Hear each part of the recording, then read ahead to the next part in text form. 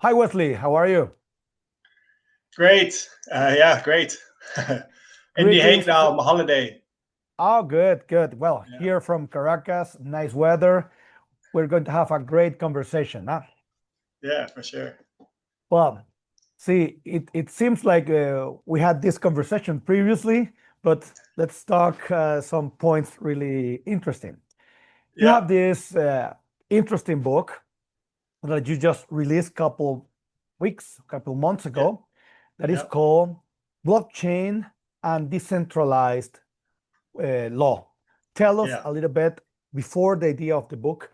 Why did you and how come did you get to this idea of blockchain and decentralized law?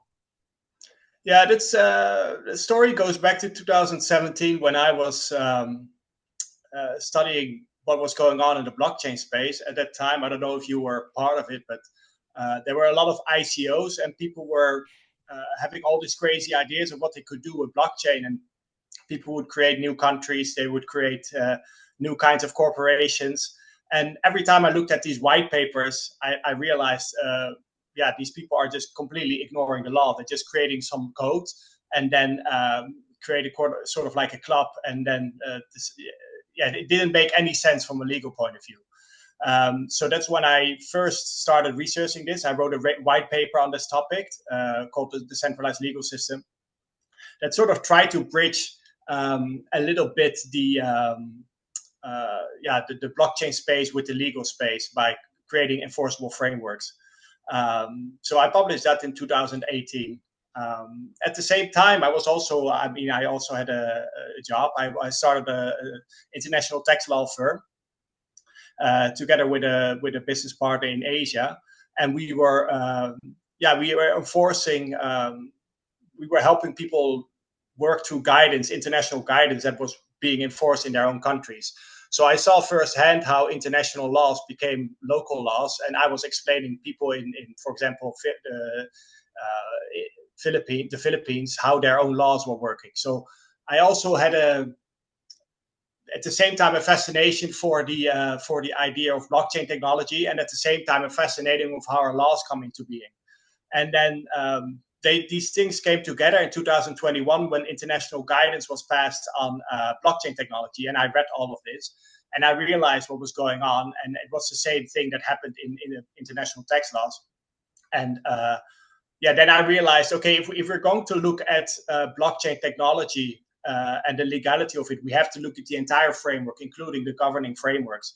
So yeah, that's what I did. What I tried to do in this book to give a complete overview of like uh, how can blockchain be legal, but also what laws do apply to the blockchain, and then also what laws do we want to apply to the blockchain. So yeah, Well, that's sort of like the story behind the book. well, it is interesting because my approach towards your work is more or less the same, because we have this idea that when we talk about law and all legal systems are a product of legislation, a product Yeah, of the states through their legislative function, no? But when we see blockchain, that the new lawmakers can use the blockchain and not necessarily coming through the regular lawmaking progress process. So considering that the main products of the states or main political products of the states are money and legislation, when you see what's going on with Bitcoin, you say why this couldn't happen in lawmaking, and more or less it's what the regular approach, and then you developed it. One thing I would like to ask you is, you studied 2,500 years of legal history. So when you go back there and the idea of law and lawmaking and law interpretation, it is interesting and it's a must to understand your work. Tell us a little bit about that trail and history of law. yes. So I mean, you in a sense you summarize it quite correctly because that is I had the same question. Like, okay, the main idea of law is that it is centralized, right, and that it's created by the state. So that makes it one central authority of yeah, who's sort of like the ultimate sovereign. And it's the same with central banks. I mean, the idea was always that the central bank has one kind of money, and that's sort of like there's one party who determines the interest rates and things like that. So this mindset sort of was turned upside down by Bitcoin. And then the second thing was like, okay, can that also be done by in the legal system?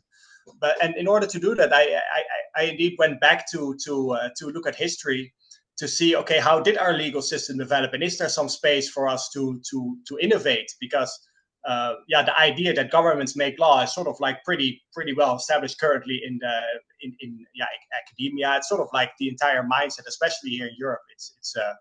It's quite fixed. So I literally started with the ancient history and Greek myths, and walked my way all the way to how the legal system developed. And it came to a couple of interesting conclusions. The foundation of law was originally the idea that there is an order instilled by either God or the universe or the nature. In a sense, doesn't matter what your metaphysical beliefs is, right? But there is an order, and the legislator should try to legislate according to this order. And to give you an example, I mean, murder is illegal almost everywhere. So the idea that you make murder legal, for example, on a Friday night, that would go against how human society functions. So and the idea was this idea is called natural law, and it's an idea that you have to align the legal system according to human nature. And this law was actually quite important for up to like 1800. It was the foundation of everything. It was the foundation of rights. It is the foundation of international law. All these sort of ideas came from this idea of natural law. Now, then the second thing, what happened was like around 1800, the ideas started to shift. There was a lot of sort of like rational kind of innovation in Europe, and the idea that laws, I mean, they came to be quite tied to the church and to religious belief. So the idea became, okay, there's no natural law. The law is just an idea made by governments, and the governments have the power to create laws, and anything else is just fantasy. That was sort of like the idea. And that is, I mean, in my book, I labeled the civil law. So that's sort of like the second source of law that happens, that regulates our lives. And then around sort of like the World War, we came to this idea, okay, unbridled nation states can lead to massive disasters. What happens, especially in Europe, but around the world, I mean, with the World War. And then an international order started to be developed that was sort of like above the nation state. And there was, we had a lot of human rights treaties, we have the UN, we have a lot of institutions that were created by the consent of the individual states. So that was a new layer. And what is happening now is that this layer is becoming very, very tightly regulating more and more aspects of our lives. And I really felt that I needed to address these three governing layers to really understand what we can and cannot do. And the fourth source of law is what people consent to privately. And there has been a lot of cases in history where laws were basically made by people consenting to them themselves and coming up, for example, with a trade union or their guilds. And self-regulation has been, I mean, it's still happening now, for example, with the FIFA World Cup. This is all self-regulated. So there's a lot of self-regulation as well. So then we have, in a sense, we have four sources of law from which laws spring. And if you step back, there's only one of them is really considered centralized. That's the civil law, or the laws applying to a nation state. But almost all laws are either they come through consent, through history, through a lot of different processes than the normal regulatory, the legislative process. You're mentioning a couple of things really interesting: legal systems, you're mentioning layers, and you're mentioning sources of law. So this means that you're going to have different levels of systems and sources that they interact, because as you were developing in your book, not necessarily everything's going to be created by the blockchain. So how those different relationships among the states, among individuals, they interact, and most important, if there is a conflict, what jurisdiction do we apply? Yeah, so I think that this question I could answer in two different ways. One is sort of like how the legal system functions at the moment, which is, as I mentioned before, is that a lot of the laws, especially for finance, taxes, things that are sort of considered international, are now pushed to the international layer. So the Financial Action Task Force, the OECD, they are making now the laws for Bitcoin and financial transactions. And they sort of bypass a lot of the normal ideas we have of governance, like democratic representation, a court where you can challenge those laws, a way to vote for people who or for the process themselves, for the laws themselves. So yeah, this idea of law making at the international layer has a lot of problems with it when you look at it from the philosophical perspective. Now, the second part of your question was where can we create blockchain laws, and that was sort of like also one of the central questions of my thesis, is because if international laws are created by states, and states they're not blockchains, they're in a sense centralized entities. So what I have thought about is that, okay, if we cannot push blockchain laws up, we perhaps can push them down. That means that we still have the similar existing governing laws. I mean, we cannot really change that with a new technology, right? But we can use blockchain technology to use consent and coordinate on a private layer and combine people, get them together, and that way create laws that are also enforceable through international law instruments. See, there is also an important issue that I read in your book about the freedom of the nodes. I mean, I think it's a major thing. Not everybody understands it. And mostly if you're coming from the traditional legal thinking, how's that? How do we understand this nodes and freedom of the nodes? Yeah, so the idea of freedom of the nodes springs from the problem that I mentioned earlier, that the laws for blockchain are now created at an international layer. So if you want, and in a sense, what is happening, if you really take the overview, is that transactions are not really allowed to be done peer-to-peer. They need to be monitored. There need to be conditions applied to transactions. That has been the way the financial system has been developing. And the regulators are not, in a sense, eager to leave this, to create a new kind of paradigm. So what is basically going to happen, and what is already happening, is that all the transactions must go through regulated intermediaries, and these intermediaries, they enforce international legislation. So it's really a different way how our rights, how we can enforce or can execute our rights. And this is a very important thing that is going on, and as you said, very people understand it. And in order to combat this, is what we do on the private law layer doesn't really matter, because it's already lifted to the international law layer. So if we want to have a peer-to-peer payment system, we need to create we need to have some instruments on the international layer and have our rights protected there. And what I did, I took an example from history, which is the freedom of the seas. Back in the day, it was not free to travel the seas. The Pope had divided the world into two parts, and one was part of the Spanish kingdom to spread the Catholic faith, and the other one was part of the Portuguese kingdom to spread the faith. And they decided that even sailing on the ocean was one of them, between a Dutch vessel and the Portuguese vessel, where the Dutch lawyer, which was Hugo de Groot, which is quite a famous legal historian, or a legal philosopher, and he basically came up with a bunch of arguments why nobody should be allowed to regulate the open oceans, because nobody can really own it. You cannot really enforce jurisdiction. So everything you do will just create endless controversy, and it affects the basic rights of the individuals trading on the open oceans. And I looked at that and I was like, okay, the same thing can actually apply to decentralized networks, because there's no one person controlling it. There's no one person that can control it.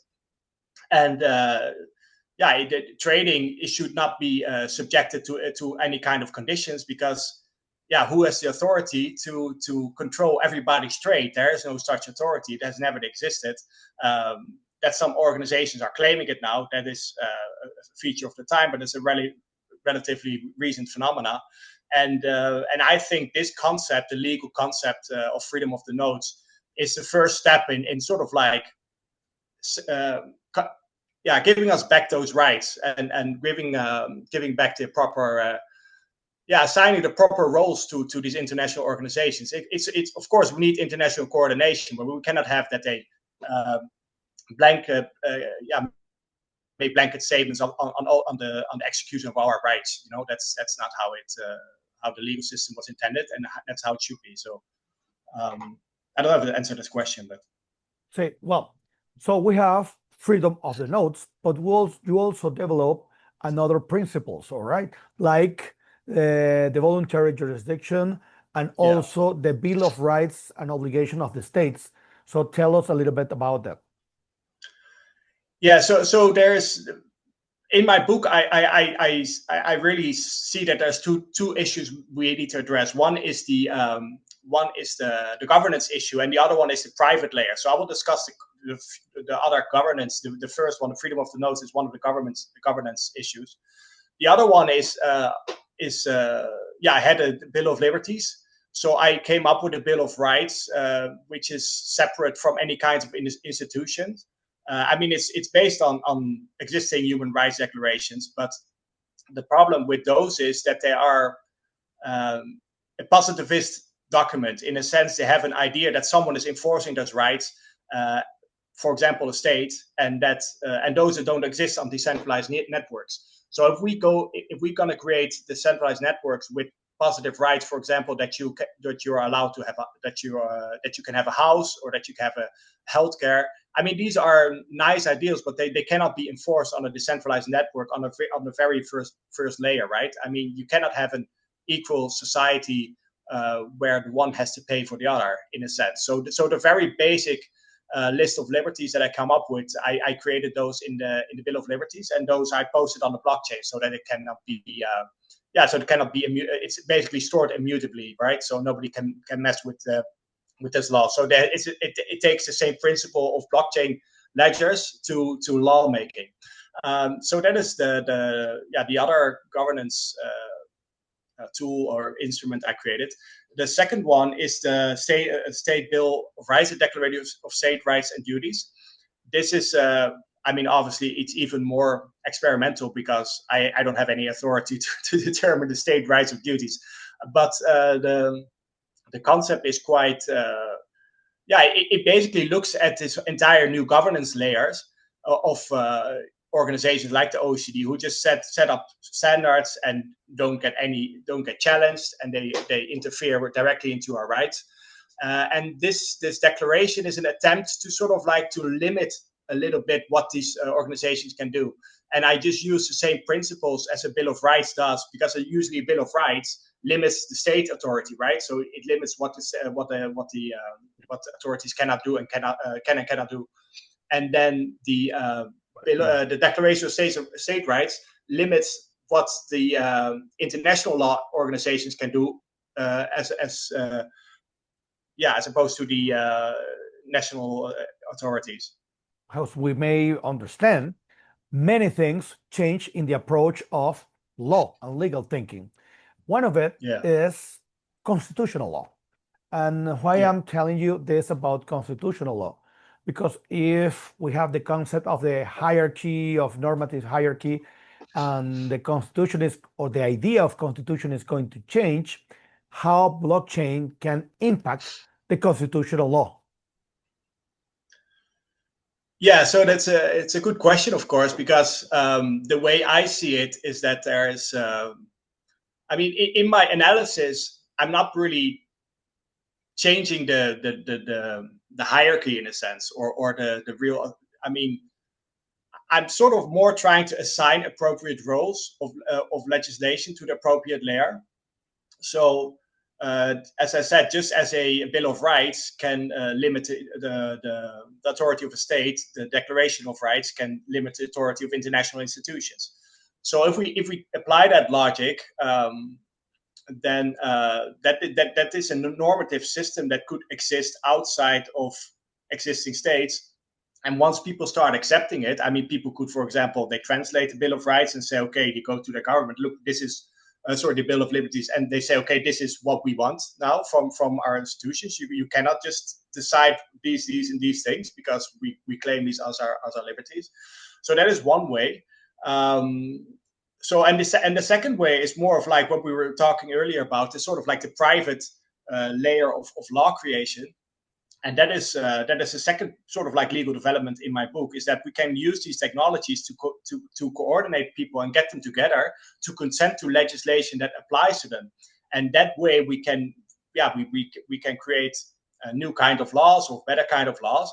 And then at one point we could try to incorporate them into our existing legal systems. So that is sort of like in a nutshell the ideas that I have, because I don't. I think there's not really much alternative to have an existing order, right? Like the states create the international law, and I mean, these. If you take away one of them or try to take away all of them, the system doesn't work. I mean, it's does that make sense? Or And you just mentioned the legal system and the current situation of legal system, but the same name of the book says or mentions broken legal system. Yeah. Tell us a little bit, why do you consider that it's broken, and how can we do to fix it, or have another option of the legal system? Yeah, so I mean, it ties back to the previous answer. I mean, what I consider broken is that a couple of international institutions, which most of people do not know, cannot now come together and pass guidance that directly interferes with my rights. That makes the legal system broken, because that's first of all, very few people understand that that's how it now works. But that's how many of the the legislation, so the financial laws, a lot of the standards, environmental standards, they are now created in this opaque system, and that makes the legal system broken if you look at it from a historic perspective, because we all have the idea that we vote for people who create our laws, but the laws are created somewhere else, and so in that sense, that is why I think this legal system currently is broken. Now, to fix it, it doesn't mean you have to throw the entire thing out of the window. It just say, okay, this is what you can decide at the international level, and this is what you cannot. And and the fix, in my opinion, is that if we create private jurisdictions, we can take globalization from sort of like an up layer, which is a top-down enforcement, to a down layer where people just come together and discuss and figure things out, and they create the private layers. And then those laws, the ones that are established, they will automatically be incorporated. Judges will accept them, legislators will be pushed to use them. So we can create this entire layer of globalization of legal connection, by using blockchain technology. And it's really ideal for it, because it's sort of like helps you cement ideas in particularly moments of time. I mean, we don't even need blockchain technology, but we need this kind of mindset, in a sense, this idea of cooperating, the same how we used to use open source development for technology. We can also use that for lawmaking, and it will make lawmaking a very different process, and it will also be much more supported, because it will come top down from the people, and there's no real. I mean, there will be politics, but I mean, it's not like a couple of people can come together and get some special interest passed, because nobody's challenging these international institutions. Until now, we have been talking mainly in law creation, legislation, but what about the appliance of the injustice, for instance, like decentralized justice? We talked the other day about Kleros, and how the decisions are not necessarily ruled by the legal, approach, but game theory. So this is a change, mindset changing. and it helps to change a lot of other things. Like, for instance, I have this idea of forkable law, and the forkable law not necessarily could come from the legislators, but probably the universities or legal labs. So, how can we change that idea of justice? Does it has to come of appliance of the law, or probably game theory, or any other decision making process? Um, yeah, so there's a. I mean, it's a very good question. It's not. I mean, if you look at it, it's not that easy. But um, for me, I've always looked at this that certain things can be done online and certain things not. Right. So the idea that the entire legal system can be moved to blockchain, that has always been uh, yeah. I've never seen that happen. And then also the question of justice is also uh, yeah, there's a lot of things of having your right, but also by getting it right. And as of now, justice is enforced by central governments, right? So I do still see the role, but what we could move certain processes, as you also mentioned, to the blockchain, and then we could have them. We can still enforce them through national legislations. So, for example, if you create a private jurisdiction, there's something called the New York Convention. That basically means if you have a private court system with a private arbitration, even with private laws to a certain extent, you can have those enforced in national court system, and almost all countries are connected to these international treaties. So there's no problem in having blockchain native law legal systems which are private to have them being enforced in the uh, national legislative, just through the normal ways. Yeah. Well, when you wrote your book, when I started your book, we didn't know that existed the artificial intelligence how we know it right now. That is, Yeah. let's say, the new That's how quick it phenomenon. went. No, have you ever studied nowadays how this technology of artificial intelligence could interact with the idea of blockchain and decentralized law? Yeah, I have thought about it, and I'm not the only one. There's actually quite a lot of study being done in this, and this has also been quite a long, yeah, a very long process. I mean, the idea between connecting technology with language contracts has been around since I think the 60s or whatever, like a really long time. Um, yeah, the way I see it now is that as of now, I mean, the AIs don't really understand language. They just come up with the next best possible outcome. And the problem there is that it's not you don't get fixed outcomes or sort of like reproducible outcomes, and that makes them quite tricky to use them in a legal system, because yeah, if you have a contract, you don't want it to meet it something now and then something else later when the AI came up with added this slightly different input. So yeah, I have a little bit difficulties to see how the AI could really transfer, transform the legal system as of now. Other than, yeah, we could, for example, use the same normative principles also as input for AIs, right? So yeah, you cannot do these breach these liberties or something like that, or Legal tech and applications. How can this idea of blockchain and decentralized law can be used to develop any startups, applications, and projects? yeah. So one of the things that I also quite quickly realized is that I have a very philosophical framework, and it's in most of ideas, and obviously yeah, the rubber will hit the road when we get going with actual products. So there's a couple of things I thought about, which existing technology you can change it with these kind of ideas. For example, you have the DAO technology. So this is people coming together to have like a vote for things to happen on a particular blockchain. The problem with this technology is that it tries to be an organization, but it doesn't have legal personality. So that means that whoever participates in the DAO actually participates in some kind of partnership, and this can have many legal problems. I mean, one of the reasons the technology doesn't pick up is that the legal minefield is just it's insane. No legal department will ever accept it, right? So I come up with a couple of ideas to use this to create a new DAO that sort of doesn't have these legal problems. I call it a DAO. This is an association, which means that it's all the people retain their own personality, but they just participate on certain standard setting or creating laws or something like that. So that is one way we could use these ideas to actually use them in the field. I also came up with new ways of doing NFTs,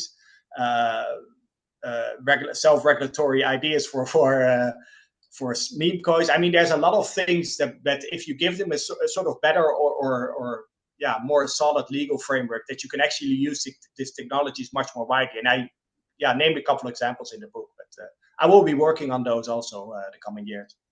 Great, great. Wesley, I'm really happy that we could understand each other in this idea that not everybody is easy to understand. I have some students and they're hard to get out of the way of the traditional thinking, and this conversation will help a lot to open up our mindset and the way we see things. And this is just the beginning. Yeah. Let's try to work together on something, and we'll keep in touch. Yeah. Thanks a lot. All right. Bye. Yeah. See ya.